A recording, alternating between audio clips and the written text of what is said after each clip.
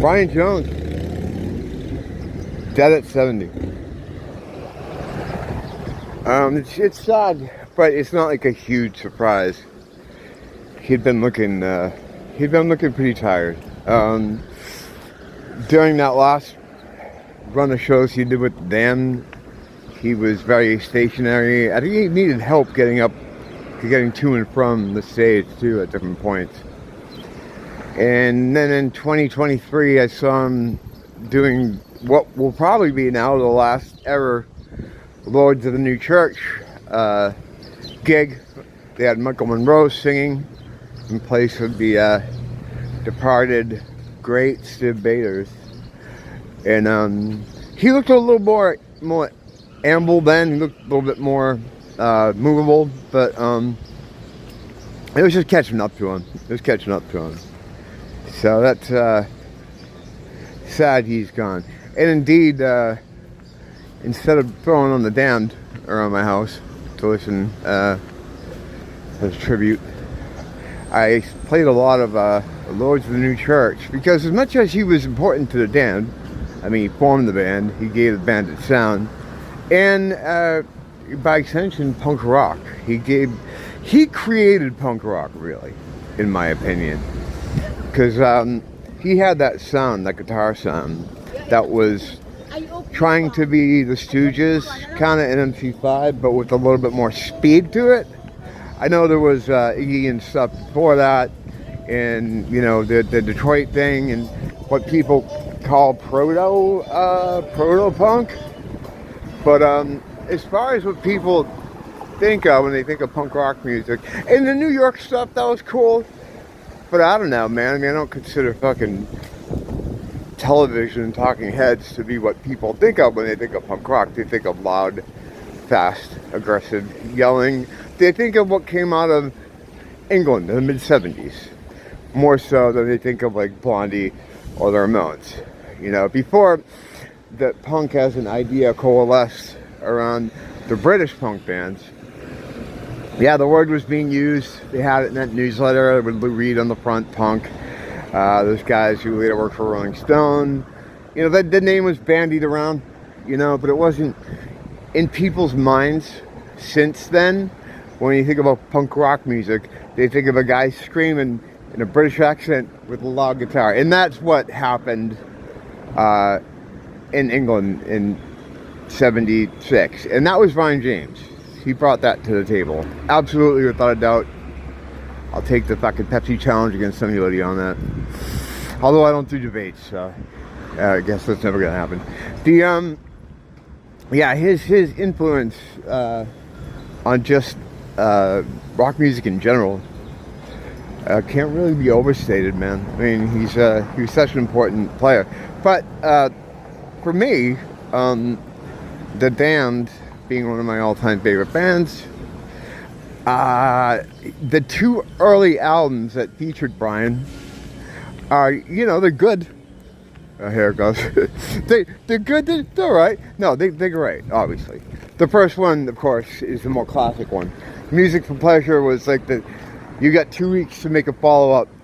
Why are we doing this? I don't know, but we get the drummer from Pink Floyd who's going to produce it for you. Oh, and also, we have a new member of the band, because we needed a guitar player, and Captain Sensible, of course, said, great, who's going to play bass? No, you're still playing bass. We just got a new guitar player. how'd that fucking conversation go? But yeah, so after that second album, Brian James, his real name is Brian Robertson, but there was already a Brian Robertson from Thin Lizzy, so he changed it to Brian James. But after that second album, Music for Pleasure, he broke the band up, because he just, I don't know, there was a lot of reasons. Rat left and was replaced.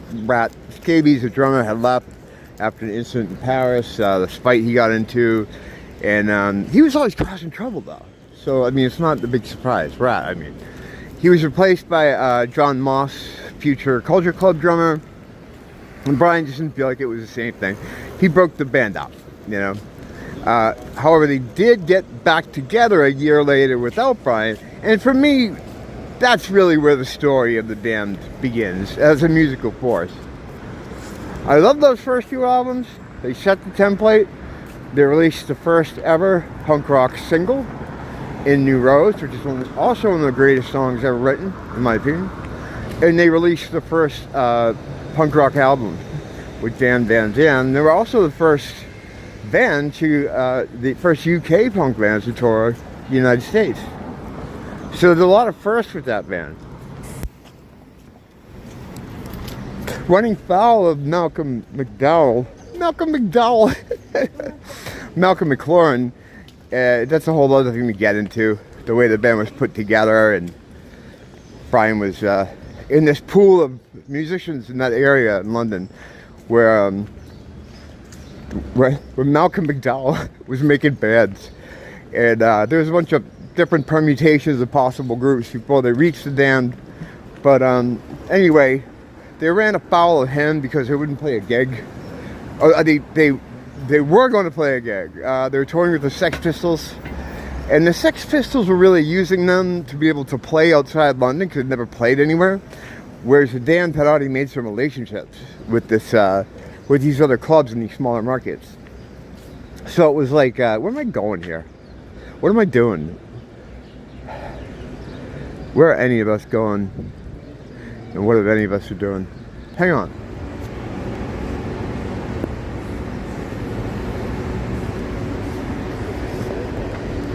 I don't know if I posted anything about it yet, but I know I recorded some stuff about 7-0. They ran out of pills here in my area, which is, you know, good because it got me, obviously I'm not being able to do them now, but I popped into my my shop I regularly go to get them, to buy incense, and just now, and the girl I know there gave me a free sample. They had still have samples in the back. So that was nice of her. So this is my first 7-0 in like, I don't know, 3 days. Oh, this is the third day. Yeah, I did a Schizo Garage episode about it, about my current 7-0 situation.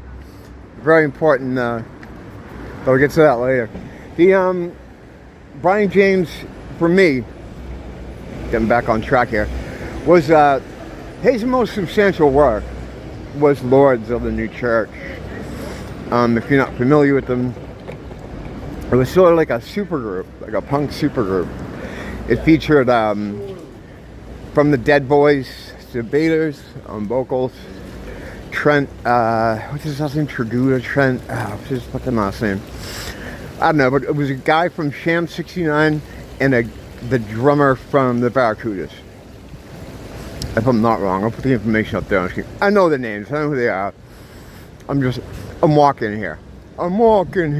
So, yeah, and they signed to basically the CIA. I can't avoid talking about anything. I mean, I just maneuvered around the Brian James early years without talking about intelligence agencies and Mossad and MI6 who were basically doing the punk rock thing. That was their thing. You know, this guy's a magician. And that was their thing, you know. So Steve was always conspiratorial minded, and he had a lot of lyrics that dealt with he's like a magician, not like, I don't know if he's a real magician, but a real magician. I know he's a magician because he has a magic show that I always tell myself I'm gonna go watch, and then I don't. There's a lot of stuff here like that. But yeah, so the punk rock situation in the UK always had intelligence agencies involved, driving their fingers in the band members' lives and the bands themselves. And Steve Baiters was like one of us. If you look at his lyrics in Lords of the New Church, and even more so his band prior to that, The Wanderers, he has a song called Dr. Beater.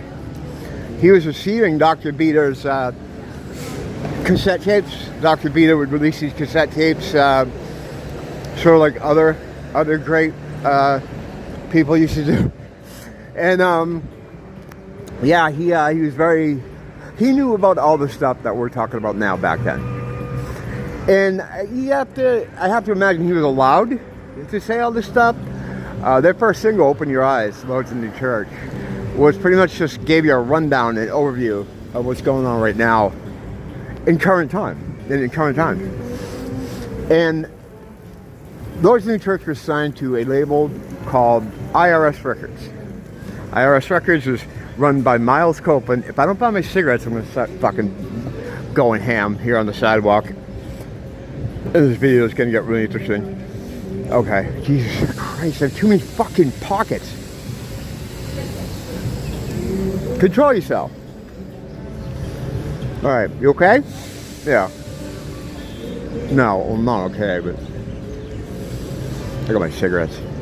So, Miles Copeland is the brother to, this sounds like I'm doing an Illuminati confirmed thing, Stuart Copeland, who was a drummer for the Police, and their dad was like the grandfather of the CIA. Like they say he was just like an agent if you look around, but he was a lot more than that. He was very important to their whole structure, and he was the main guy over there, and he kind of invented or put together or laid out what would be the modern CIA. So Adam Copeland, the guy who owned IRS Records, he also had a management company and all this other stuff that I think were used as a front for CIA operations. And the band members themselves have, made actual low-key kind of claims that was the case, saying that they felt like they were used over the years, or because if they had to do something, they had to talk to some dictator or something in some country, they were bringing the band over. And they managed and had a lot of bands, like the Go-Go's, REM for a period, IRS Records was pretty happening. Then later they had Black Sabbath actually too. Miles Copeland, thank you, Adam Copeland. I'm thinking of fucking Edge. Adam Copeland was the manager of the Police, and he really got him over. But hold on, let me kind of over here. Oh my God, I need some shade. This is crazy out here. I'm too close to noontime. I think that's a problem. So Stibb, coming from where he was lyrically, I think he was allowed to talk about some of this stuff because they knew what he was saying. In fact, in a later Lord's album, he has a lyric or a line. Let me just get out of here so I don't have people all around me. There's a line in one of the songs. I just did a complete fucking 360. I had to, Let me just get out of this area. No. Just, sometimes you know how it gets with me. Sometimes I get an audience I can't shake. I'm just still here. Let me go over here. Where would people not want to go? I don't know. They'll go in the bush with me. Stand right here. Yeah. You're in a city, dude. What are you gonna do? You're not safe, and there's no way you can go. All right. So anyway, yeah, the CIA ran that record company, and they had a lyric in one of the later songs. I think it was some Method to Our Madness album, which was the last studio album that the Lords did. He talks about how conspiracy theories. He says a line something about conspiracy theories, and then don't be dropping too many secrets. We need this record to sell. And he has other lyrics that kind of allude to the fact that I think what happened with Stibb is, I don't know if he started talking about this stuff before he was hooked up with Miles Copeland, or if he was like some kind of how the system, how they have to leak things, so just tell people, although they don't have any certain way they have to do it, relevation of the method. Maybe it's that kind of thing, because the album prior to the Wanderers album, which was kind of like the pre-Lords of the New Church album, I'm really getting in the weeds here. If you're following me, God bless you. Didn't really, is where the conspiratorial lyrics started. Prior to that album, Stibb had one solo album he made after leaving the Dead Boys, which was his original band. And I don't think there was, I didn't detect any kind of lyrics like that on the Dead Boys stuff or the One Sid solo album. So it's hard to say if he started, if he was always interested in that stuff and they just roped him in, or if they were using him for a soft disclosure in the lyrics. Because music at that time was a huge communication tool. You got to figure this is before the internet, right? So like, you want to speak to people, you make a movie, you make popular music. There you go. Or you get on TV, you know. That's it. You know, you had people that read magazines like me, they're super fans and stuff, but music was a lot more important. There was a lot more money involved, a lot more at stake. There's a documentary coming out about IRS records. I'm gonna go back to poor Brian James, but there's a documentary coming out for IRS records. I saw a trailer for it in 2020, and I don't know. I mean, that's going to be interesting to see, because there's one scene in the trailer where Stuart Copeland of the Police, Miles' brother, is like, "Oh, it was great because Miles would use his resources," you know, alluding to his spook connections, to position these bands in different ways and give them things that other labels couldn't. Holy shit! Some people feel you don't want to wear that. Or, what am I to say? I fucking wear makeup and fucking golf girl jewelry. Yeah, but that'll be interesting to see. But so Brian he left the band and went into that band with Stiv on IRS records called Lords of the New Church, who had some kind of success. Like they had, you know, as a kid, I wasn't into punk rock music, you know, because I'm 53 now or something. So when they came out, I was just getting into like music, like really seriously. Like 1984, I was 14. So I was just getting into music, and I got into metal first, you know. So by the time I figured out who everybody was in this scenario that I'm trying to explain now, to some degree, it had already all happened. It would already, otherwise I would have, you know, been able to see stuff, you know, because they had Dead Boys reunions at CBGB. Well, I don't know if I was going to CBGB at fucking 16, 17, 18. I was going to arena gigs.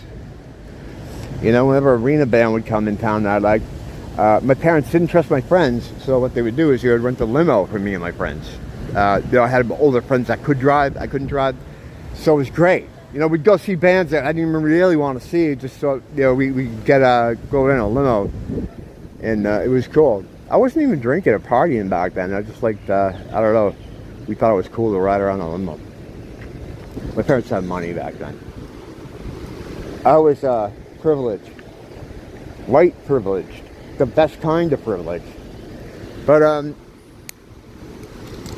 that band is where Brian, I think, really did his most substantial work.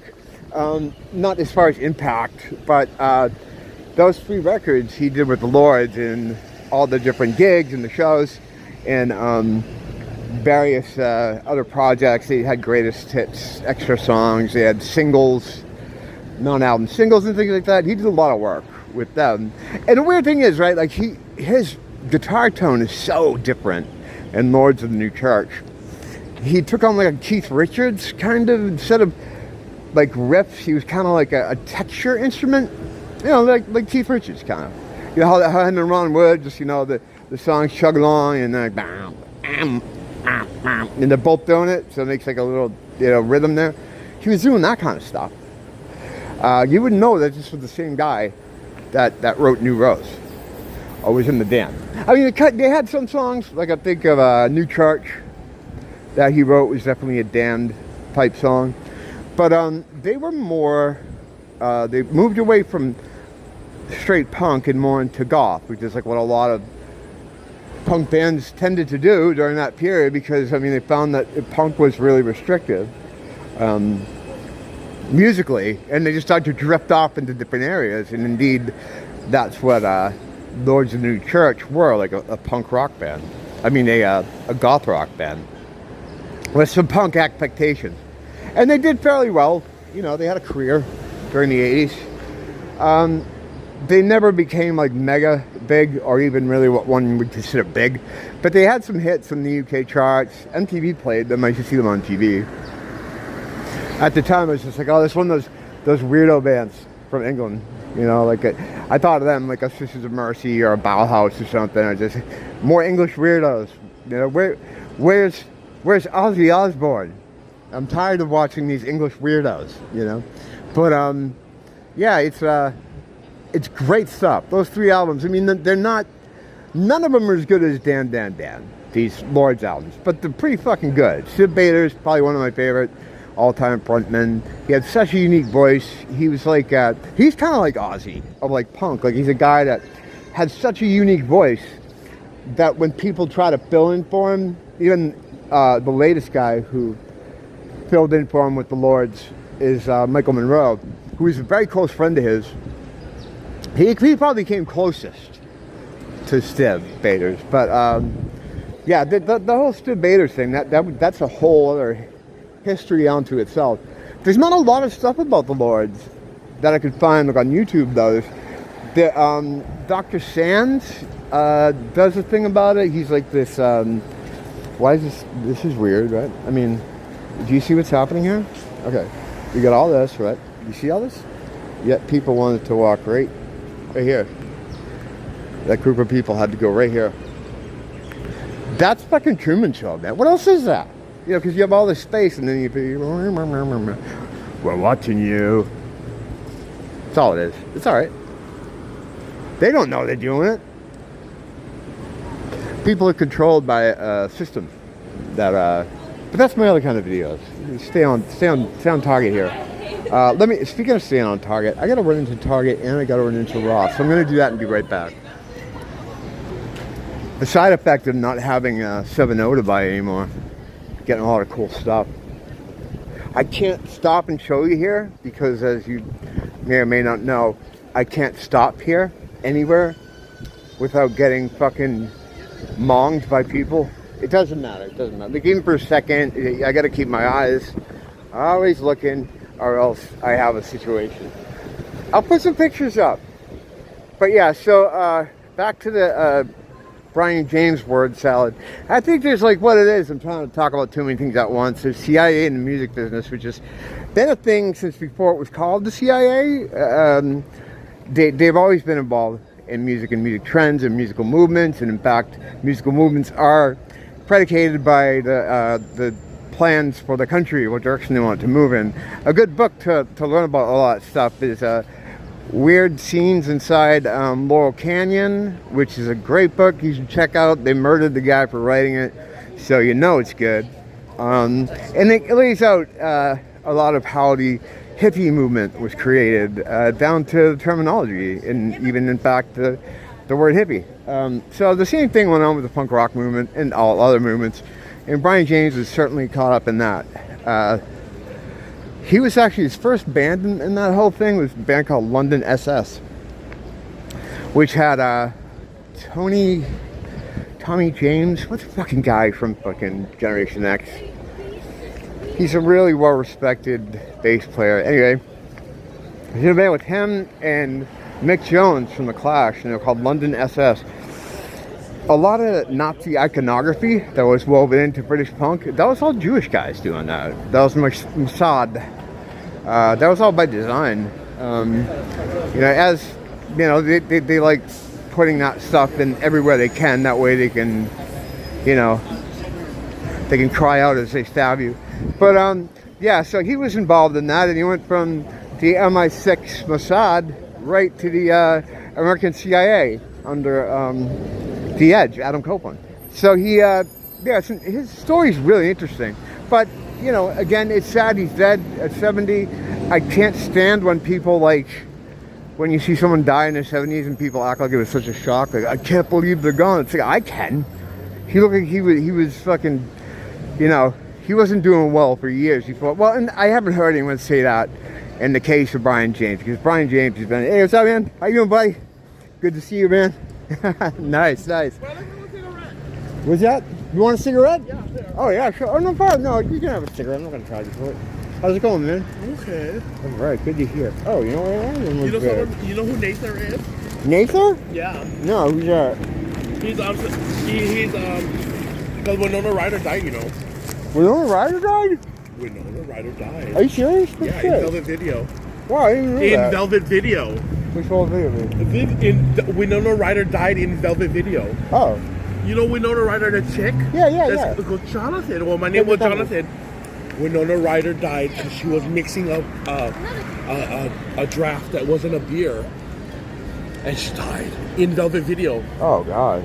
Yeah. I didn't know about. No. You keep going. Yes, Winona Ryder was visiting. At least it wasn't fentanyl. Oh, so she died here. She died here. Velvet Video. Okay, now I know what you're talking about. The video place is over off the of video Color. place. Yes. Holy You shit. could get married there, and she wanted to be one priest or one nun, yeah. And Winona Ryder passed away. Wow. That's sad. That's crazy story, man. But I think there is more than one Winona Ryder. Oh, well, there's more than one everybody. Winona Ryder got busted in a place called Stashes. Was she stealing again? She's a shoplifter. Yeah. You know, she's so I don't know why she was shoplifting at Velvet's. Maybe televisions. That's crazy, man. I'll have to check that out. Hey, have a good day, man. Nice seeing you. This guy's awesome. He's that big guy that always asks me to marry him. Yeah, that outfit is awesome. I don't think you heard me. But yeah, that magician is always looking fucking cool. But it's too hot to look cool. He's dressed like a magician. Like a stage magician. But he always looks fucking great. Problem is, out here in Hawaii, it's very, very hot. You know? I mean, you know, I'd like to dress cool too. I'm a real magician. But I don't, it's too hot to wear anything cool. So I don't know. Anyway, Brian James, Dead at 70. Listen to the Lords of the New Church. Like I said, it's a very different guitar style. He's, it's weird how different it indeed is. If you heard it not knowing it was him, I don't know, it's not that different. Maybe you'd know. It's not as distorted, it's more Keith Richards. It's funny because Lords, oh shit, I gotta go on the Target. Lords was a goth band, like a glam goth band, and that's what the Damned ended up doing, you know, glam goth. Kind of funny. All right, let me run into Target. I'll be right back. Sorry. In the mall once again, leaving Target. Okay, last time I stood here, even though we have this giant area, I was trying to get on this escalator here, and people kept getting off the escalator. Instead of going out into there, they squeezed past me, between me, kind of like what you saw happen back there on the sidewalk. And I was like, it's my fault. I need to just be rude and push through, but then you look like a psycho and everyone treats you like one. So I don't do that. I waited for them to pass by. And then last time I was there doing that, I had it's that magic guy with the cool outfit. Last time I was doing that, there's this Asian guy behind me, and he walks around me, he's like as if to say, like, what the fuck are you doing? And I'm like, I don't know. I'm too polite. The thing is, you can't be polite in the world. If you are, people will fucking push you under a car. They will push you under a car, and it'll run you over, and then full reverse, run you over again and again to make sure you're dead. Pretty much. That's life. That's how every aspect of this place works. It's alright though, because we're all gonna get out of here. We're all gonna be fine. We're gonna walk this place off. We're gonna walk this place off like it never happened. You know what I mean? So yeah, Brian James. This is barely about Brian James, by the way. Yeah. Listening, if you're gonna listen to Brian James, you want Damn, the first Damned album. Listen to the first Lords of the New Church album from 1982. Damn, came out in 1976. Yeah, those are really the albums. He did some solo stuff and has some other stuff, but his early work with the Damned and the Lords really are the things to hear. So yeah, it's too bad he's gone. The Damned is in great shape though. They have my favorite lineup together right now, which is the Paul Gray, Dave Anian, or Bonnian, I hear people say a lot. I think those people are wrong. Captain Sensible is finally back on drums, Rat Scabies. I haven't done anything about the band in a long time, which is weird, because I did a lot of dance stuff. But I think the last time we talked about them was when Rat came back to the band, which is, you know, great. He belongs here. And it was too bad that he was away for as long as he was. All right, I'm going to just concentrate on getting home now and not getting monged. Thanks for dropping in. It's always nice to see everybody. Until next time, don't blame the teacher, blame the school.